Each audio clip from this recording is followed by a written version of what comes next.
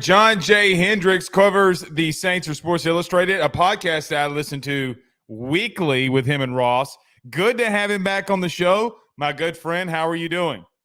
I'm doing fantastic, man. Just getting back in from Arlington, riding kind of the high of that game and such. And it's been a real nice start to this Saints season. It's been refreshing, I'd say that. So, look, the Saints are 2-0. Obviously, everybody knows that's listening to this podcast. And, John, I got to be real with you.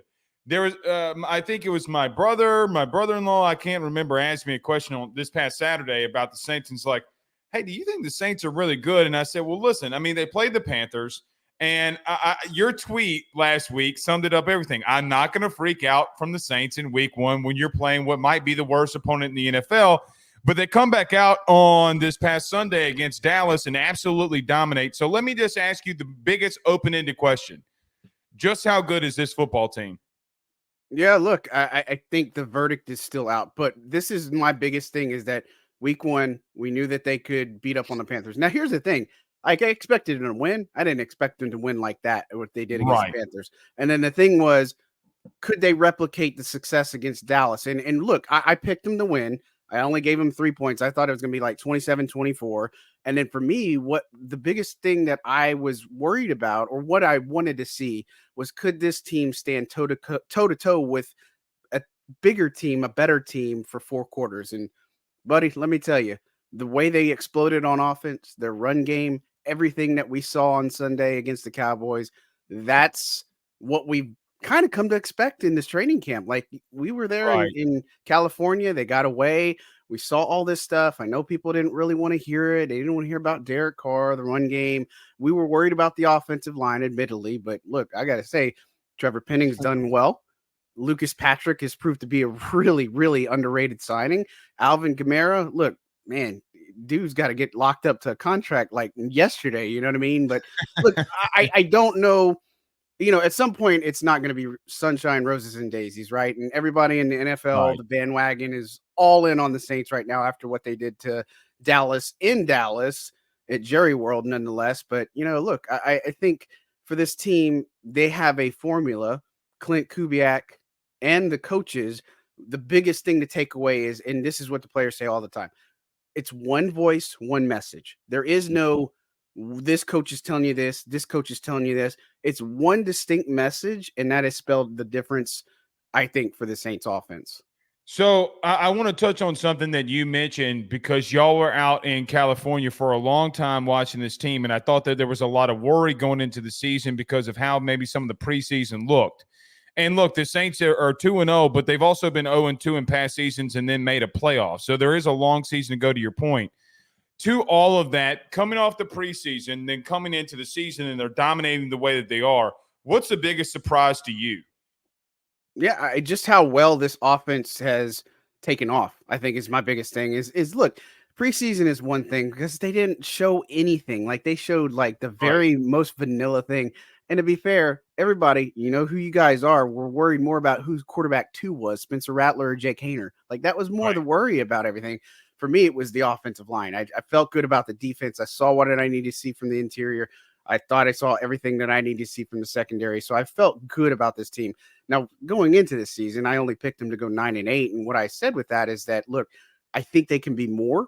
I think that they could be better, but they have to prove it to me. And look, Dallas was a big proving ground. Now you've got Philly right behind you, and you've got Atlanta, and then you got Kansas City. If they can get 2 of those next 3, boy, I tell you what, it's going to be really interesting. But for me, it's seeing this offense kicking into high gear as quickly as it did, and look, the offensive line working the way it did. I mean, that's my biggest thing is that, you know, people were worried about Trevor Penning. People were worried about what would happen there. And, you know, look, he was struggling in pass protection, but man, he has stepped it up another level.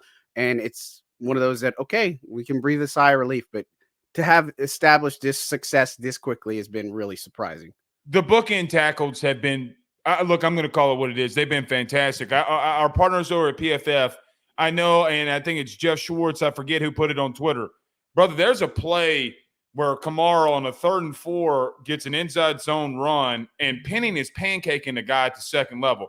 And look, I think, John, for me, the offensive line play has given Carr the ability to stretch the field and do what he needs to do. And look, I think Fuaga, who I think me and you had this conversation when he came out, because look, I do a national college football show. Like, he was the best right tackle in the game last year. And I think him going over to left tackle worried me. But I mean, you're not going to face a better front than what they saw. Now, did Penning, I don't want to say, did he have some bad plays against Micah Parsons? Everybody has bad plays against Micah Parsons. Sure. But he more than held his own, and he's not going to see more dominance than that. So let me ask it like this. Do you think that this offensive line is doing as good as they like? Are they better than we thought, or is Kubiak, who is now the offensive coordinator, calling things to make them look better? What's your opinion on that? Yeah, I think the combination is there, and then somewhere the truth lies in the middle. And I'm not trying to take the neutral ground here, but like what I would say is, what you're saying. I know yeah, what you mean. Taliesin Fuanga, look, he's been outstanding. Like, this guy is not a rookie. Like, I'm glad you can say his first name, because I can't. He plays like he's a 5-year pro, right? Like, he just has that maturity, and he missed a couple days of practice last week with back tightness, and he still shows up on Sunday and just plays gangbusters. I mean, this is just really refreshing. Now, as far as Trevor Penning, I wish I had the stats right in front of me, but I was actually looking at the way the NFL and some of the stats of where their runs are going to that right side, and Penning is ranked in the top 10. Like, that right tackle spot, that is ranked in the top 10. His run support is not really the question. It's always been the pass pro, right? And so we're seeing some of that. But I would also say this on the offensive line. Got to give some love to Foster Moreau, man. He is just an animal. Like, he was one of my training camp MVPs. He's playing a lot of the majority of snaps on the tight end. Dude is just at another level, and he needs some love. Like, him and Juwan Johnson, Adam Prentice, their fullback. I mean, Taysom, obviously, but it doesn't work unless you got that support. And I remember seeing in practice plenty of times where they're working on that left side or that right side, tight end and left tackle, or in tandem blocking, or right tackle in tandem and blocking. But look, they're calling the plays necessary, and you're getting some pre-snap motion. You're getting all sorts of movement, and all that such that you need. You're running to the outside.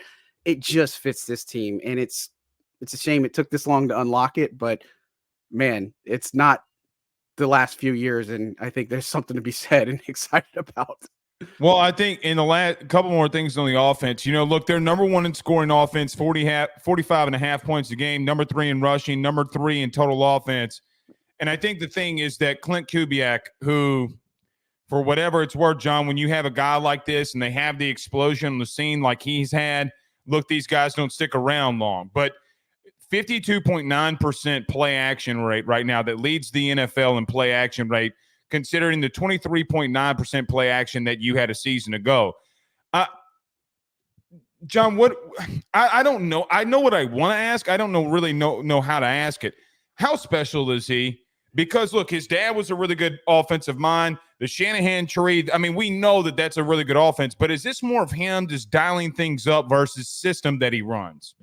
Yeah, I think it's him. I think it's a lot of him, but he's also got really great support around him. So, I mean, the only holdover they had on the offensive line, coaching or offensive coaching staff was Clancy Barone, their tight end coach. They brought in Rick Dennison. They brought in, Andrew Janako, John Benton, guys that have got those ties. And it's all united in this front, or Keith Williams, who's their wide receiver coach. I mean, they've got a very polished group of coaches, which I think spell the difference. And Klint Kubiak, I feel like his confidence is what's the best thing that, not necessarily comparing him to his predecessor, but he's very soft spoken. He's not like a guy who's going to wow you in a press conference. I mean, you guys have seen it, and look, I've seen it. 1 year of success. I mean, it's 2 games. Let's not go say he's going to be the next head coach yet, because he may not even want to be a head coach. You know what I mean? At this point, we've seen that with the Lions, with Ben Johnson. So it's just, things like that happen. But I think he's made a remarkable difference in what he's been able to do. But it's also from the top down, that they give him the reins. They believe in what he has to do. And the fact is, this has been months in advance, of work that they put in to get to this point. Yeah, I tweeted this after the end of the game against Dallas. I apologize to Dennis Allen. I'm sorry for any wrongdoing that I've ever done to you. I think there's something to be said when you have failure and then you come back and then you look, you cut an entire offensive staff, you do what you want to do, and now it's starting to have success. You're right. Let's see how it goes on, because there's a lot of things that teams can do to scheme you up. Last thing on the offense, look, I want to ask you about Carr. I want to ask you about all these guys, and you surely can talk about them. Brother, what they're doing with Taysom Hill is what I like the most, because I think that shows the creativity behind what they're doing. But just talk about like Taysom, what you think they're doing with him. But man, I got to be real with you. Derek Carr looks very good right now too. What have you seen from him too? Yeah, it's confidence. And I remember asking Dennis Allen that question a couple of weeks ago, like, what do you see is different from last year to this year, Derek Carr? And it's just that he's more comfortable. He's more settled. And it's all the stuff from like his family being settled to he even saying like he's more around the facility and present and with guys. And I know Derek had said this, I forget, maybe it was on a podcast, but he's like, anybody that asks me to do something, whether it's teammates, he says yes. So he's become more of a staple, a figure, a leader, as somebody who can, not that he wasn't last year, right? But the thing is, he's just taking a different type of approach, I feel like, to make sure that he puts himself in that spot. But look, this offense was better for him. It's catered and it's designed for it. And that's what you're seeing from it. I mean, shoot, he completed 11 passes and it was only to like 4 to 5 different receivers. And he still had massive production and 125 quarterback rating. I mean, it's just nuts. But like, man, here's what I'll tell you from people I've talked to. He's not buying any of this hype, right? Like he's not buying it all. He is even killed. He's going to enjoy it, but he's not satisfied. He's not like, this is the whole entire mood of this team. I said this the other day, and I'm going to be careful in how I say this too. I've got 2018 vibes on this team. Like I have not had the vibe of this locker room and of this team since 2018. They're having fun. They're doing the things. It's all business. And then they're turning the page. Like, I don't know what it is, but I've got that vibe that I just have not felt around this team in years. And look, I think Tyrann Mathieu set the expectation at the captain's dinner, saying, everybody jump out of the plane. It's just, there's such a small window to get this done. And I think that they're finally seeing a lot of the players do what they need to do. They're echoing everything that needs to be done. I mean, you get rid of some bad eggs and, you get some changes in the coaching staff and you see what makes a difference. I mean, Dennis Allen, I'm pretty sure I've been on your show and said this, but he's a good coach. Like Malcolm Jenkins reading his autobiography, and even Tyrann too. They call him one of the smartest defensive minds that they've ever played for. Like, and it's so right. I'm not going to sit here and, defend him because again, you've got a whole bunch of football to go, but I think that based off of their trajectory, the focus, the locker room, and Dennis Allen just kind of, changing his style, maybe in some little aspects, that it's a reason why this team has started so well and hopefully it can sustain. That's interesting. One of the more veteran teams in the NFL, one of the older teams in the NFL, and I feel like, the Kool-Aid McKinstry's of the world looks at Demario Davis and's like, hey, like there was an incident. I'll say this on the sideline, even though you predicted the future on Twitter and you said this before I could see it. Kool-Aid McKinstry gets in a little scuffle with CeeDee Lamb early in the game, and I'm like, uh-oh. And then Demario Davis comes over there and grabs him, and I'm like, like it's those small itsy-bitsy things. So you're talking about culture and wanting to get things done now. And you talk about Tyrann. Look, man, Tyrann talked during the summer at LSU, and he was just saying, like, look, man, I got a small window, and I don't have time. I don't have time to play around. And I think that interception that he had, I thought kind of silly. Like you could see it on his face. He was really excited. It was Tyrann that had the pick, if I'm not mistaken. Am I correct on that? It was right after Carr got picked. He got the ball right back. He got the pick. That's the things that you need in things like that. John, last one for you. I made a hot take in the beginning of the season. We don't get to talk Saints a whole lot covering LSU in college football the way that we do, but this defensive line is freaking good, dude. Like, I mean, I'm not going to say they're the best in the NFL. I'm not going that far and even close. John, this defensive line's really good. I've been on the Chase Young bandwagon for a while, and I again, know I you. got this prevailing theory that obviously it was disappointing that they had the surgery, all this other stuff as soon as he got here, but I think what's significant about that is the Saints got him right, and now you're seeing the Right. player like he's just an absolute terror. And during training camp, we saw him like he was getting after the offense. Like, I mean, he talks a lot of smack, and I think it helped this defensive line a lot. And look, Cam being willing to twist inside, you're getting some great second year production from Brian Brzee early in this camp, Yes. and then or early in the season. I love Christian Boyd. I think he's been an absolute steal for him. And they don't even have Colin Saunders in the mix, right? Like he's Mm. another one that he's been having that injury, but Nathan Shepard, a guy that's in his second year with the team, he looks comfortable. Uh, we're really not talking about Peyton Turner and Isaiah Foskey here at this point, but what they have right now with the production that they have the potential to be something really, really nasty and great. And look, I think Chase Young addition is only going to pay off more as we go down the line. But man, he is just, I think he's found, not that he wasn't happy in San Francisco, but he's on a team that you can see the jubilation. You can see Mhm. him, how he's just bought in. He's here from the start. He's been here from the start. He's bought in and everything. He's just been a different type of guy, in my opinion. And of course, I can't speak for what he did in San Francisco and Washington. I can just tell you what I see from him and who I talk to, but he's been outstanding for him. And this defensive line, Alontae Taylor still got the sack lead right Yeah, now, that's but they got some others that are coming behind him. But I feel that will change here soon. Carl Granderson too. I mean, like I think it Animal. was like the spin move he hit on Zach Martin Yep. that kind of put him in a blender. I think he's a really good pass rusher. Like their D line's really good. Last one for you. Is there anything that worries you? Because look, I said this when we were talking about like the 2019 LSU team. Like, is there anything that keeps you? I don't want to say keeps you up at night, but is there something? I know you're through 2 games, but is there something that you want to even in all of this success see get a little bit better?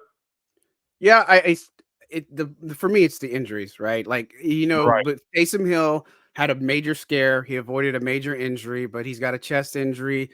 I don't know if he's going to play against the Eagles. And of course, we'll get our Mhm. first injury report Wednesday. He's definitely going to be on it, but if he's not able to go, like one of the differences between Klint Kubiak and the predecessor is the personnel is the same. Most of them, they lean on 5 players. It's Foster Moreau, Rashid Shaheed, Chris Olave, Taysom Hill, and Alvin Kamara. That is their bread and butter personnel that gets everything done right. Like, and of Yeah, course they're they got not extra rotating stuff. like they've been They're under not Cam. Right. rotating 15,000 players, and I think in some aspects that's good, And so Right. if there's no Taysom, then I'm a little bit worried. If there's no Rashid, then I'm a little bit worried. If Kamara gets hurt, I'm really worried. And so I think that's my biggest thing is if injuries are going to happen, things happen, or offensive line, how are they going to weather that storm? Is the depth good enough? And can they still pull off the system and execute as if the player's not there, right? I think Right. that's the only thing that's concerning because, I mean, shoot, you look at what's happened around the league, Kansas City, Isaiah Pacheco going down. I mean, there's just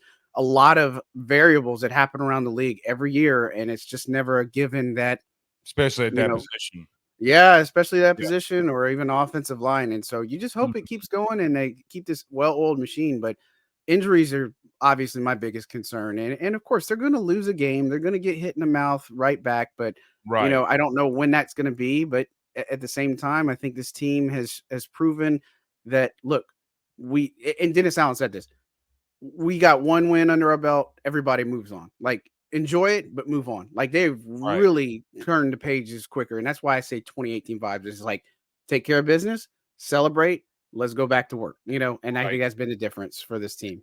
My producers just chimed in my ear, so I guess I got to ask this: Alvin Kamara contract. Anything that you can share there? Yeah, nothing new, right? I mean, that's the only thing is nothing new on that front. But look, he said he's not worried about it, but they still can make this happen, right? And look, Right. I think if I'm Alvin Kamara, especially with the Kendra Miller injury, especially everything that's played out, I've got the bargaining chips here. So if I'm the Saints, I'm trying to strike while the iron's hot and probably get it done. And then look, Kamara doesn't need like this 5-year extension. It's not about this year, it's about next year. He's not going to see any of that $30 million cap hit that he has accounts for. And so that's his biggest thing is make some assurances to him, give him a little bit of coin. And the thing is, look, DeMario, Cam, and Tyron got this 2-year window. So this is year one. If they get close, my theory, because I've already told people that Derek Carr and Dennis Allen are coming back even before everything happened, and unless it goes to the the crapper, but if they get close, they're pushing all the chips in next year, right? And so they need Alvin Kamara, and so I figured might as well just get that taken care of now. But nothing new yet. Here's my suggestion: $10 million extension, lifetime supply of Airheads. I mean, that's what I do. Lifetime. It's not like Gail can't afford it. Lifetime supply of Airhead. Buy him his own Airhead franchise. Sure, something. I mean, he's not that hard to please, man. I tell you what, he's an even kill guy. He's a good dude, man. So it's just that he just wants to make sure he's the guy in New Orleans, and I think that they can make him the guy.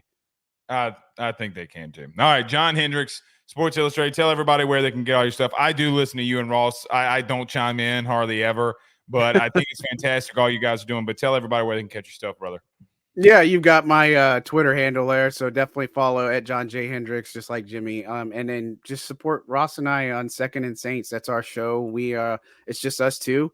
We just got into it because we just love to do it, and we vibe so well off of each other. We don't do anything off a script, and we just two guys who just love to talk football and cover the Saints. So we appreciate all the support that you guys give us, and thank you for letting me mention it on this show too. Hey man, passion. That's why I love about the both of you.